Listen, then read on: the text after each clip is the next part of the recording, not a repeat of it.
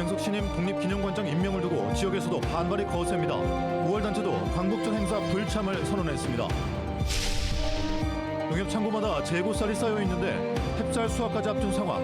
농민들은 추가 격리를 요구하고 있습니다. 도시마다 오토바이들의 불법 주행이 기승을 부리고 있습니다. 빠르게 가겠다며 인도 위를 달리는 모습들도 포착됐습니다. 여객선과 공사용 철선이 충돌한 아찔한 사고. 공기관인 한전이 발주한 공사인데 안전 불감증이 심각한 것으로 나타났습니다. 여러분 안녕하십니까? 목포 MBC 뉴스데스크입니다. 김영석 신임 독립기념관장 임명을 두고 지역에서도 반발이 거셉니다. 5.18 단체도 8.15 광복절 행사 불참을 선언하며 정부의 역사 왜곡에 반발하고 있습니다. 천홍희 기자입니다. 지난 2013년 5.18 기념식은 두 쪽으로 갈라졌습니다. 정부가 임을 위한 행진곡 재창을 허용하지 않으면서 5.18 유족 등 5월 단체가 기념식에 불참한 겁니다. 보수 정권의 역사 왜곡 시도에 맞서 싸운 투쟁이었습니다. 우리 노래잖아. 우리 딸 노래여보다 이 노래가 다른 노래가 아니요. 그런데 왜 못 부르겠냐. 이 보험제에서도 왜 못 부르게 하고 그러냐. 그 말이요. 최근 5월 단체들이 이례적으로 8.15 광복절 행사에 불참을 선언하는 것도 같은 맥락입니다. 역사관 논란이 있는 인물이 독립기념관장에 임명된 것을 정부의 역사 왜곡 시도로 보고 제동을 걸고 나선 겁니다. 부정을 끊임없이 보수 정권에 당해왔는데 이러한 맥락에서 저희들은 적극적으로 광복절 행사에도 참여 않고 또 김영석 관장이 물러날 때까지 저항할 것이다. 전국 48개 역사학회와 단체도 정부의 반역사적 행태를 지적하며 독립기념관장 임명 철회를 촉구했습니다. 김 관장이 지난해 한 일간지에 쓴 기고문에서 5.18 유공자 명단을 공개하라며 극우적 시각을 드러냈기 때문입니다. 학계는 역사관 논란이 있는 인물들이 윤 정부에서 주요 자리에 임명되고 있다며 역사 왜곡 우려를 나타내고 있습니다. 독립기념관장, 한국학중앙연구원장, 국사편찬위원장, 식민지배에 대해서 동의하거나 비슷한 인물들이 거기에 수장으로 다 임명이 되었죠. 이 같은 논란에 광주시 의회도 기자회견을 열고 독립기념관장 사퇴를 촉구했습니다. 5.18과 위안부 문제에 답변을 거부한 이진숙 방송통신위원장을 비롯해 왜곡된 역사인식을 가진 인사가 계속된다는 겁니다. 이제라도 윤석열 정부는 왜곡된 역사인식을 가진 자들의 기용을 중단하고 국민들께 사과해야 한다. 윤석열 정부 들어 계속되고 있는 역사 왜곡 우려에 정부가 입맛대로 역사를 바꾸려고 하는 것은 아닌지 비판의 목소리가 커지고 있습니다. MBC 뉴스 천홍희입니다. 쌀 산지 가격이 끝없이 하락하고 있습니다. 소비도 크게 줄면서 지난해 생산된 쌀이 전국 농협을 비롯한 창고에 그대로 쌓여 있는데요. 농민들은 햅쌀이 나오기 전에 재고 물량이라도 추가로 격리해달라고 요구하고 있습니다. 서희룡 기자가 현장 취재했습니다. 연간 2만 톤의 쌀을 가공 판매하는 강진의 한 농협. 이맘때쯤이면 비어 있어야 할 창고들이 지난해 생산된 쌀 포대로 가득 들어차 있습니다. 저온 창고가 가득 차면서 남아도는 쌀들은 이렇게 비만 겨우 피할 수 있는 공간에 쌓여 있습니다. 실제 전라남도 내 농협 뼈 재고는 지난해 29,890톤에서 98,674톤으로 지난해에 비해 3배 이상 늘었습니다. 정부 추산 전국 쌀 재고 물량 역시 51만 톤이 넘어가는 상황. 판매를 안 해서 남는 게 아니라 판매는 예년보다도 더 많이 했으나 결국은 우리가 작년산이 너무 벼가 많이 생산돼서 사정이 이렇다 보니 수확을 앞둔 농민들은 어렵게 기른 햅쌀을 내다 팔 수조차 없게 될까 우려하고 있습니다. 산지 쌀값은 이미 쌀 한 가마니 기준 17만 8,476원으로 지난해 10월에 비해 18% 급락했고 올해 예상 수확량도 지난해와 비슷해 추가 가격 하락 전망까지 나오고 있습니다. 격리를 하지 않고 이렇게 방치를 했다가는 수확기 때는 17만 원이 아니라 16만 원대까지도 하락할 수 있다. 농민들 심정으로는 대공황이죠. 현장에서는 이 같은 대란이 정부의 통계조사 오류 등 잘못된 대응 때문이라고 지적하고 있습니다. 정부는 지난해 쌀 생산량 370만 톤 가운데 소비량 등을 뺀 초과 생산량을 전년보다 15만 톤 이상 줄어든 9만여 톤으로 계산했습니다. 이 같은 통계를 바탕으로 정부 매입 등 쌀값 안정 대책이 정해지다 보니 실제 지난해 시장 경리량은 2022년에 비해 대폭 줄었습니다. 결국 계획과 달리 세 차례에 걸쳐 15만 톤이 추가 매입됐지만 이후 가격은 더 크게 하락했습니다. 기초자료가 맞았다면 안 나갔을 것이고 조금 틀렸을 것인데 너무 큰 괴리를 보이고 있는 현상에서 빨리 정부 정책으로 정리를 해야 되는데 타이밍이 좀 많이 늦은 상태입니다, 현재도. 농민들은 현실에 맞는 추가 시장 격리 등을 요구하기 위한 논가라업기 투쟁을 경상북도를 시작으로 전국적으로 이어가는 한편 전라남도는 재고쌀 10만 톤 추가 시장 격리를 정부에 지속 건의하기로 했습니다. MBC 뉴스 서희령입니다. 오토바이들의 불법 주행에 기승을 부리고 있습니다. 빠른 배달 등을 이유로 인도 위까지 질주하면서 시민들은 혹여나 사고가 나진 않을지 불안해하고 있습니다. 안준호 기자입니다. 해가 진 시각 목포의 한 인도. 산책을 즐기러 나온 시민들이 가득합니다. 갑자기 나타난 배달 오토바이 한 대가 시민들 사이를 질주합니다.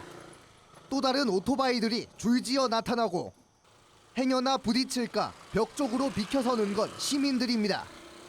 피한다고 옆으로 해도 그 속도 때문에 좀 위험한 상황들을 좀 발생하더라고요. 이렇게 도로가 있는데 여기에서 이렇게 막 달리는 거 보니까 그냥 좀 속도도 막 빨리 내고 그러니까 좀 무섭다 막. 인근 무안에 위치한 한 공원으로 가봤습니다. 인도를 걷는 시민들 사이 역시 오토바이들이 가로질러 내달립니다. 한낮에도 상황은 다르지 않습니다.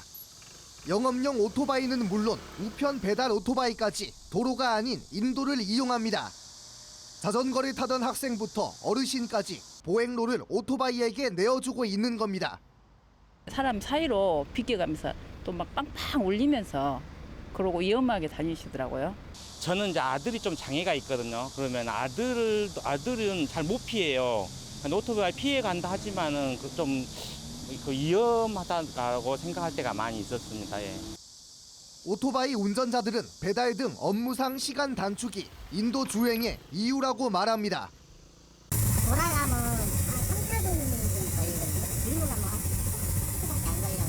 오토바이가 인도 통행 중 사람을 다치게 한 경우 교통사고 처리 특례법에 따라 5년 이하의 금고 또는 2천만 원 이하의 벌금형에 처해집니다. 지난 3년간 전남에서 발생한 오토바이 대 보행자 사고는 모두 215건. 이 가운데 4건은 사망사고로 이어졌습니다.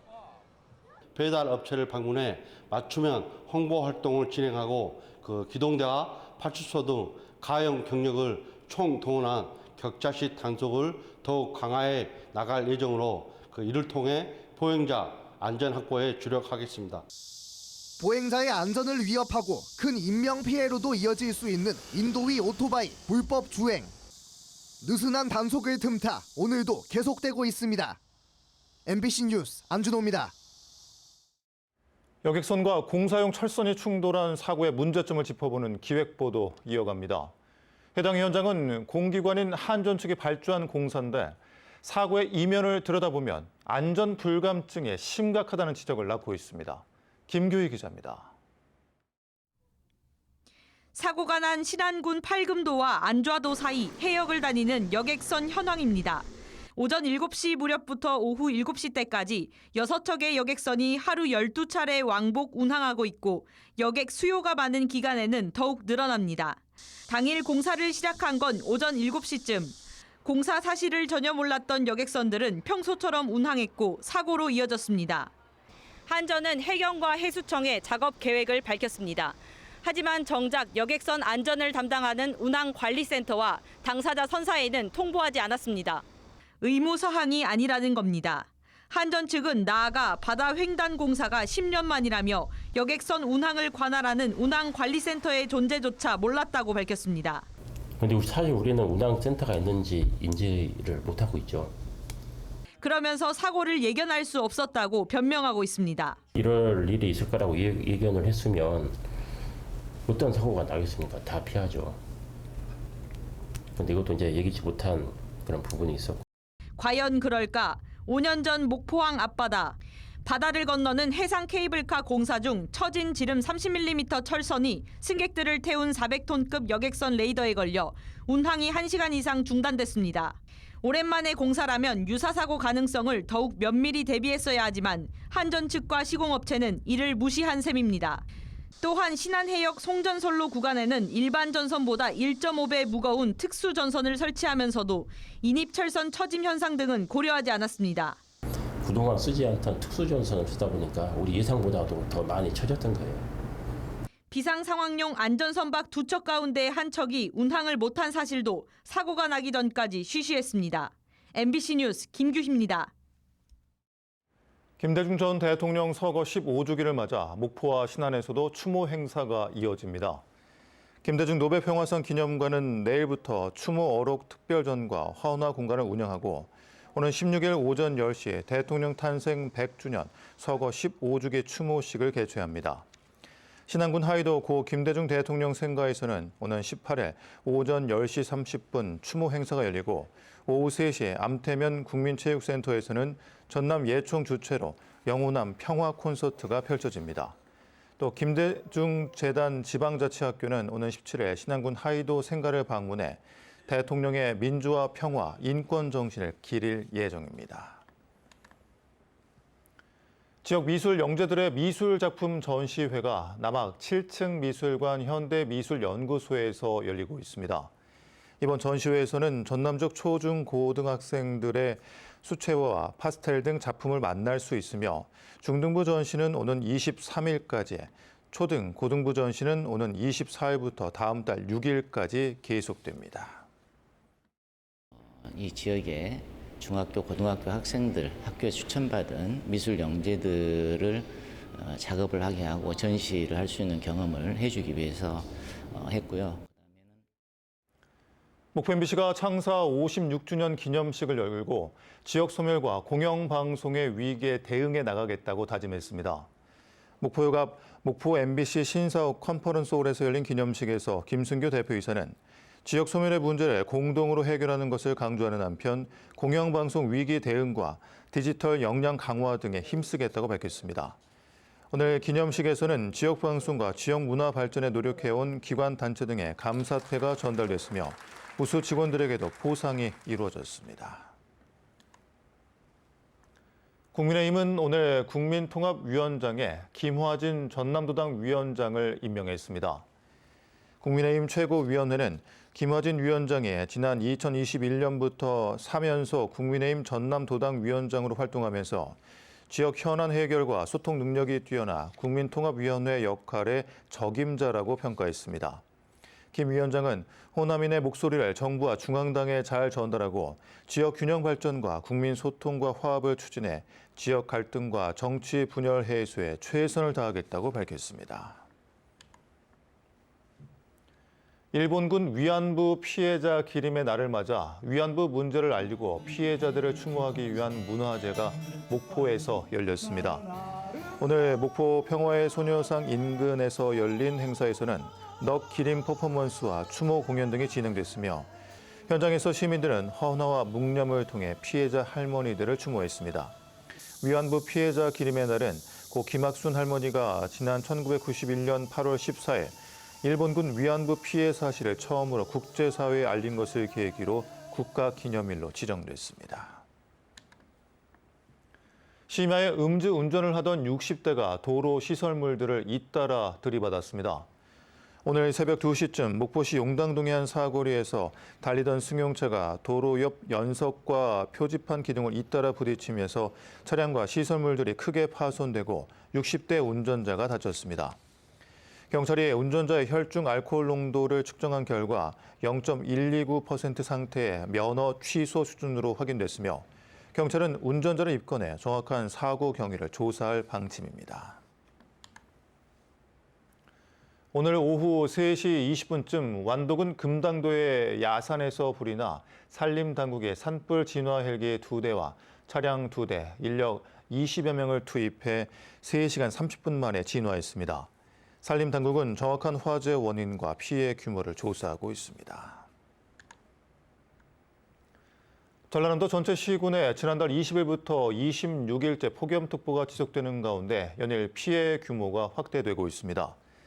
전남에서는 특보가 시작된 지난 6월 11일부터 어제까지 열 탈진과 경련 등의 증상을 보인 온열 질환자가 모두 281명 발생했습니다. 영암과 무안 등 18개 시군 122개 농가에서는 닭과 돼지 등 가축 16만 8,589마리가 폐사해 현재까지 재산 피해액은 23억 원을 넘어섰습니다.